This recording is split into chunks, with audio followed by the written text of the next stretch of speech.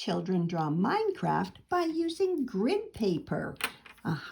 It is so helpful. So when you want to go on a box, if you have 5 across, then you can also go down 5. 1, 2, 3, 4.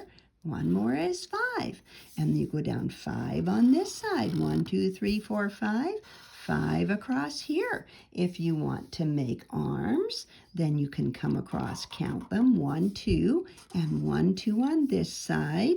Come down 3 on this side, 1, 2, 3, 1, 2, 3 on this side, 1, 2, 3, 1, 2, 3. Join them up like this. There we go. Now, what about legs? Do the same thing. You can go down 1, 2, 3. Is that long enough? Sure. 3 again, and then 3 here and 3 here. Join them at the bottom.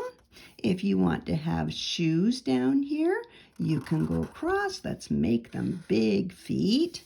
You ready? How many did I go across? 2 here, so go across 2 on this one. Come down 2, and then let's go straight across those 4 and across those 4. And look at your Minecraft guy is ready to be filled in. Add some eyes and whatever else you want. Thanks for watching. Having fun with kids.